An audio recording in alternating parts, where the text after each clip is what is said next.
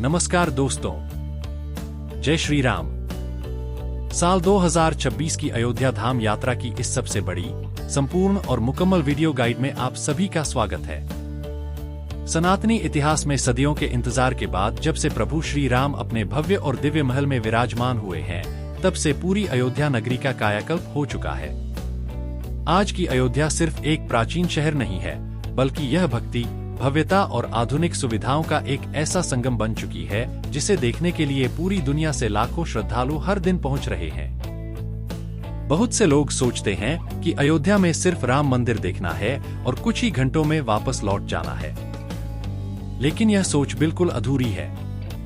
अयोध्या एक ऐसा पावन धाम है जहां के कण-कण में, जहां की सरयू नदी की लहरों में और जहां की गलियों में त्रेता युग का इतिहास सांस लेता है। आज इस एक घंटे के महावीडियो को बनाने का असली मकसद आपको सिर्फ रास्ते बताना नहीं है, बल्कि आपके सामने नए राम मंदिर की दर्शन व्यवस्था, हनुमान गढ़ी के नियम, सरयू आरती का समय और कनक भवन समेत पूरी अयोध्या नगरी का वो प्रैक्टिकल और ग्राउंड प्लान रखना है जिससे आपकी यात्रा बिना किसी परेशानी के बेहद सफल बन सके। ऑनलाइन सुगम दर्शन और आरती पास की बुकिंग कैसे करनी है, मंदिर परिसर के सख्त सुरक्षा नियम क्या हैं, कम बजट में रुकने और खाने पीने की बेस्ट व्यवस्था क्या है और आपके पूरे बजट की एक एक पाई का हिसाब।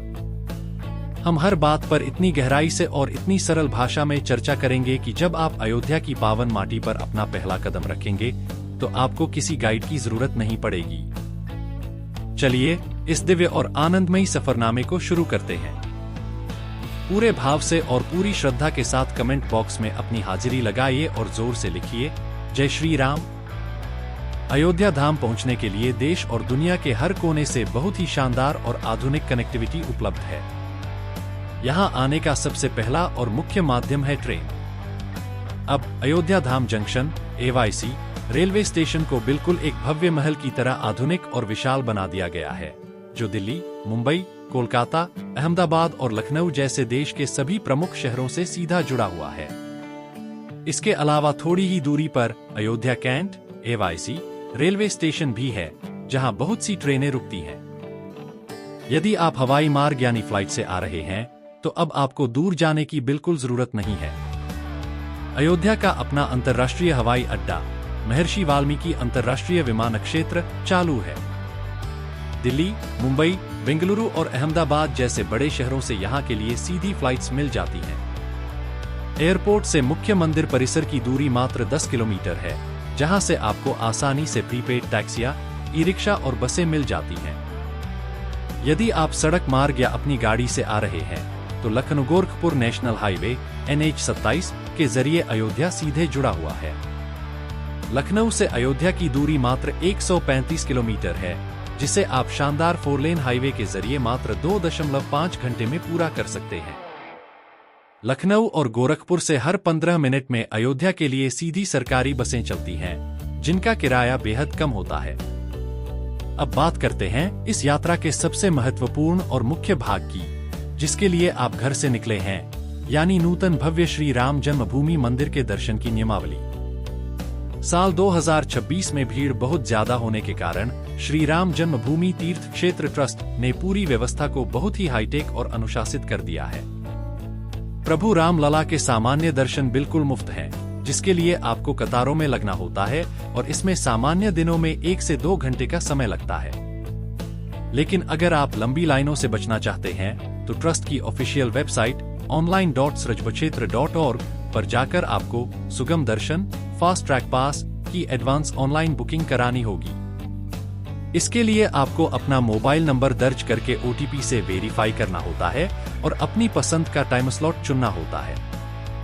यह पास पूरी तरह से निशुल्क होता है, इसलिए किसी भी एजेंट को पैसे देने की भूल मत करना।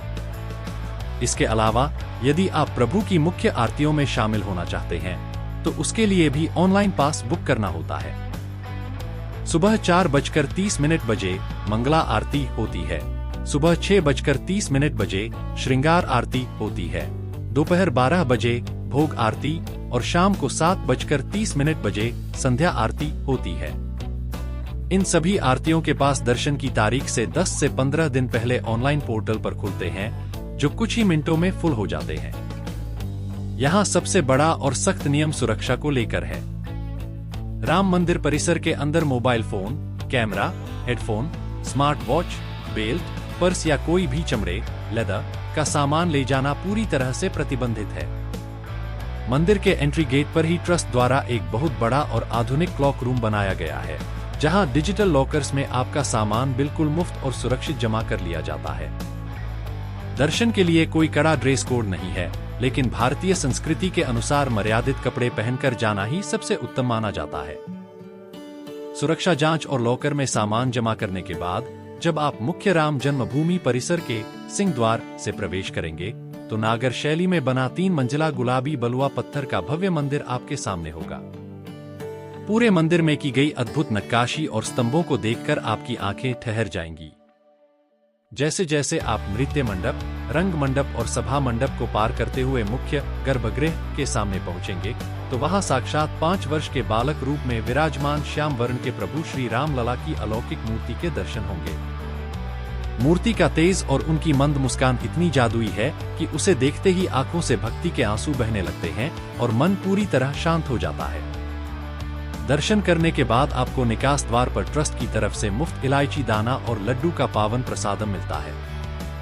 राम मंदिर के दर्शन के बाद अयोध्या की सबसे बड़ी परंपरा को निभाना जरूरी है, और वह है हनुमानगढ़ी मंदिर के दर्शन।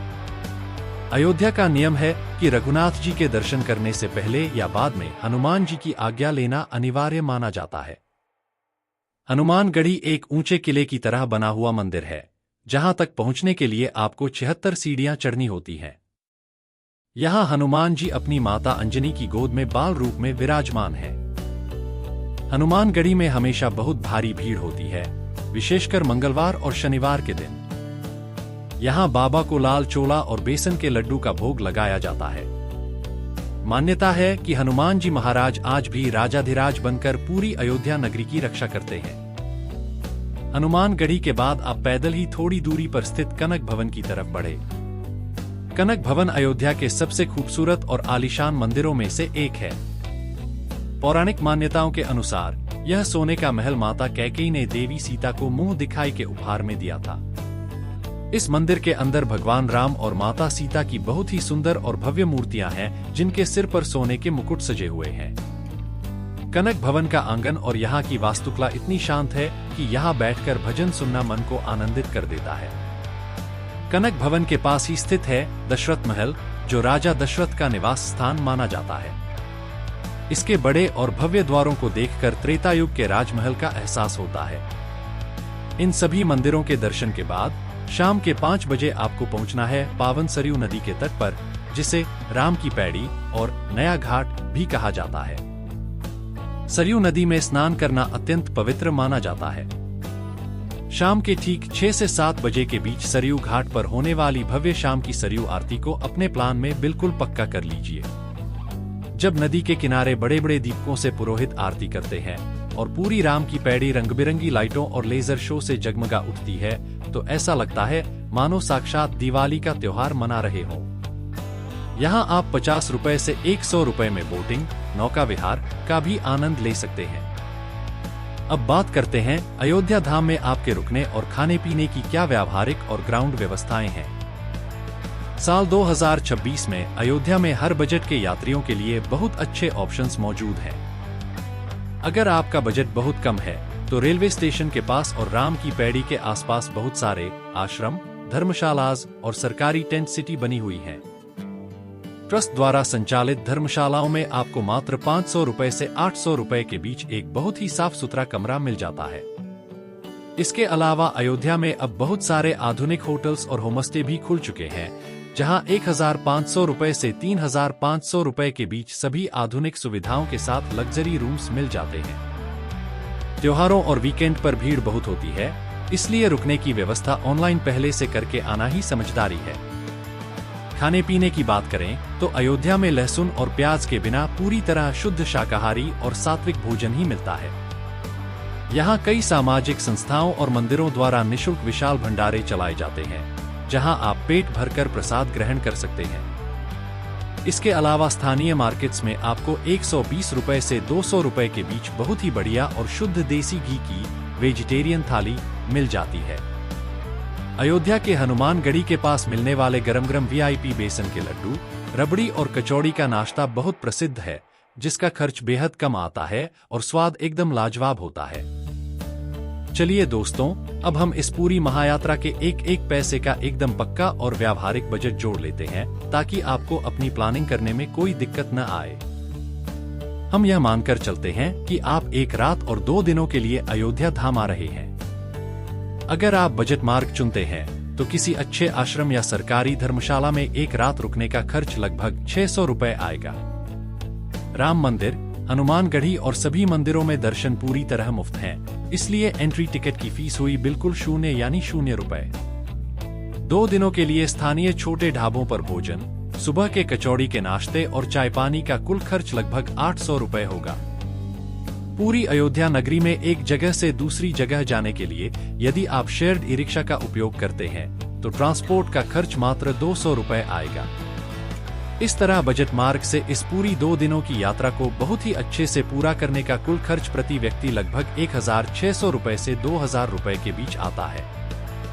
दूसरी तरफ अगर आप कंफर्ट मार्ग चुनते हैं तो किसी अच्छे स्टैंडर्ड होटल या बढ़िया होमस्टे में 1 रात रुकने का खर्च लगभग 2500 रुपए होगा।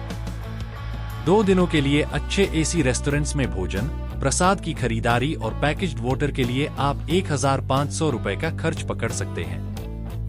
रेलवे स्टेशन या एयरपोर्ट से आने जाने और सभी दर्शनीय स्थलों को बिना किसी थकावट के आराम से घूमने के लिए यदि आप एक पूरे दिन के लिए पर्सनल ई रिक्शा या प्राइवेट कैब बुक करते हैं तो इसका खर्च करीब 1000 रुपए तक बैठता है।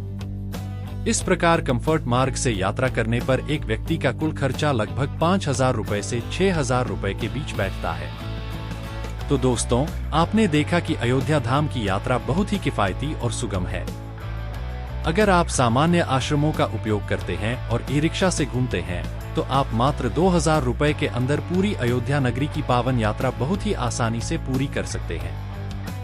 और अगर आप प्राइवेट होटल्स और पर्सनल कैब का चयन करते हैं तो आपका बजट 6000 रुपए के आसपास रहेगा।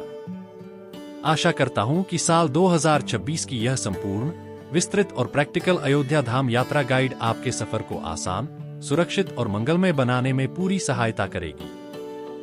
अगर इस पावन सफर से जुड़ा कोई भी छोटा या बड़ा सवाल आपके दिल और दिमाग में रह गया हो तो बिल्कुल संकोच मत कीजिए, नीचे कमेंट बॉक्स पूरी तरह से खुला है, अपना प्रश्न पूछिए।